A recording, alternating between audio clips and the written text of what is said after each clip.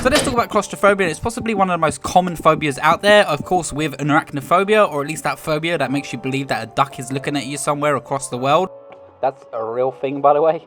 And if you're not sure what claustrophobia is, it's the fear of enclosed spaces and maybe even linked to the fear of crowded areas where there's a bunch of people. How people who suffer with claustrophobia see the world is that certain areas like lifts or even being under covers for too long appear a lot more enclosed and a lot tighter and a lot smaller than they really are. And this is actually quite interesting because it causes the mind to panic and almost gives off an illusion effect. And interesting enough, this is actually similar to people with acrophobia, which is actually the fear of heights, which I also suffer from. And when they look down from these certain places, so like for example me standing on top of a small chair, it would appear way higher than it really is, plus it doesn't help being 6'2", so I'm already tall enough as it is. And I wanted to say a big thank you for my last video because the people really enjoyed that video and it got received quite well. And I also want to say thank you to the people who subscribed and joined the channel, so welcome to the channel. And I'm gonna just jump straight on and keep doing these fear videos because they're a ton of fun to research and a lot more fun to make and create. And in the last video I got a comment from Anthony Jordan Movies and More, which they point out that cramped spaces is a no-go, so alien isolations really isn't for them. And then it made me wonder, is claustrophobia for people who really suffer with claustrophobia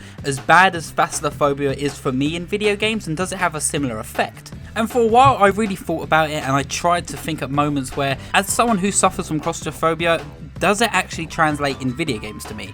And personally, I say it does not. But I can totally understand why people feel like it does, and I can see how it could easily affect someone's mind and make them panic just as they were in that same situation in real life. My fear of claustrophobia for me feels like it originated back in 2003, a time where Devil May Cry 2 just came out and there's still Woolworths in the London streets. If you've never been to Woolworths, it was a toy shop, it was a video game shop, it was a DVD shop, but most importantly it had a load of pick-a-mix. The pick-a-mix section was amazing, and it was a special time of year and it was just shortly after Christmas. So me, my sister, my nan, we all decided to go to Scarborough, which is way up north from me right now. But when I was younger, we went to Scarborough and we decided to, you know, go on a shopping spree for Christmas or whatever. I was too young to remember the details, but the most important detail is that my sister went to Woolworths to get Devil May Cry 2, and my brain said, cool, I'm gonna go follow her. And very quickly my 7-year-old self was left alone in Scarborough during the busiest time of years, back when high streets were really the thing and everyone would be out shopping, especially in January, because everyone had a lot of money to spend. And then that's all of a sudden put me into a blind panic. I couldn't find my nan, I couldn't find my sister, and what was the one thing I decided to do? I went to game and cried my eyes out for the longest time, and I was scarred for life. I eventually found my nan, don't worry, I didn't get lost, and they find me crying my eyes out, and obviously it's a blur from there. But every time I think of crowds, it really tenses me up, and I've always had that sort of paranoia fear in the background. Anyone who knows me knows that I get tense within crowds because I really don't like being lost, or at least feeling like I'm stuck in an enclosed space and really don't have the choice or freedom to be able to move where I want to. It's a phobia that I've always had, and it's something that I've just accepted that I've had, and I've just gotten by my day to day. And I'm very sure anyone with the fear of claustrophobia will be so used to hearing the sentence, nah, don't worry, I will take the stairs, I'll meet you up there. Because most people want to offer to take the lift and or elevator if you're American, but people like us, no, lifts are a no-go. The fear of going into a lift and then getting trapped just sounds awful to me. It just makes me panic even thinking about it.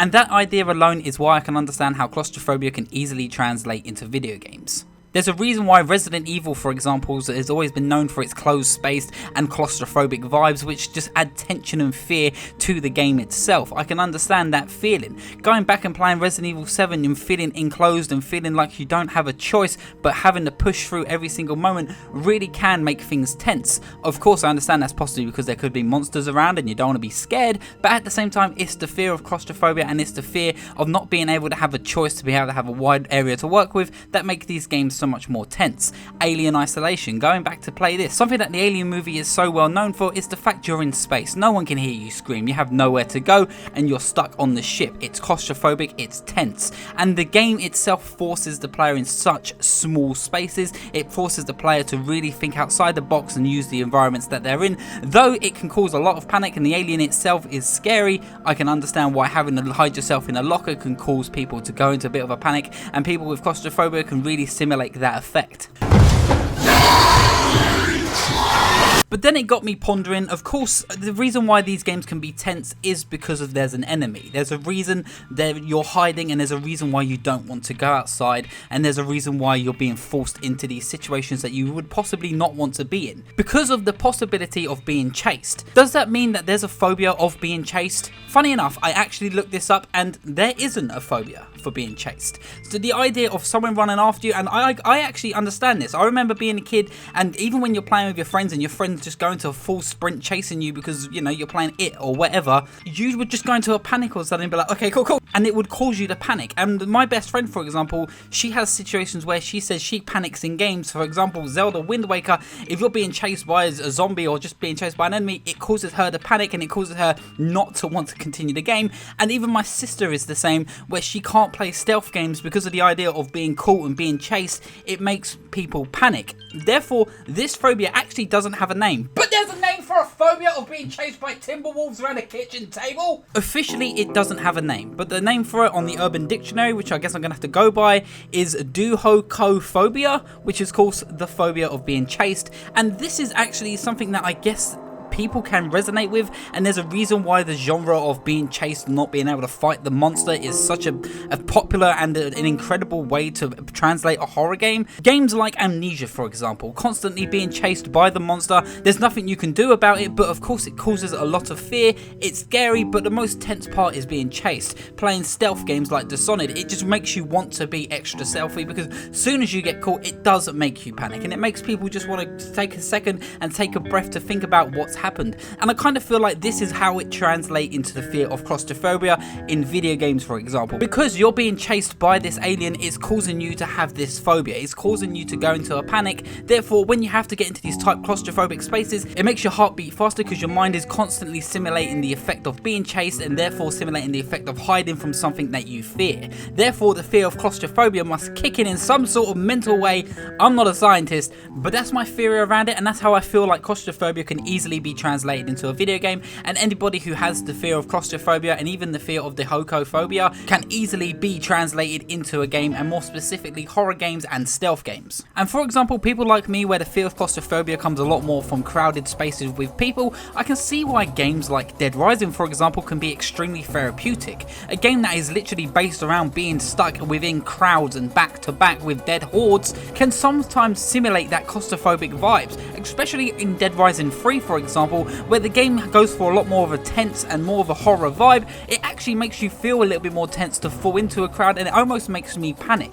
It makes me be like, whoa, okay, and then obviously all of a sudden things get a bit stupid when the game gets extremely therapeutic, when you're able just to clear away these crowds in seconds with the most ridiculous and silly weapons that you've seen in all of gaming. But then there's an entirely different layer to this claustrophobic fear in video games, which is incredibly real, and I totally understand, and I made a point of it in the last video, and it's probably going to be a point in every single iteration of my fear videos.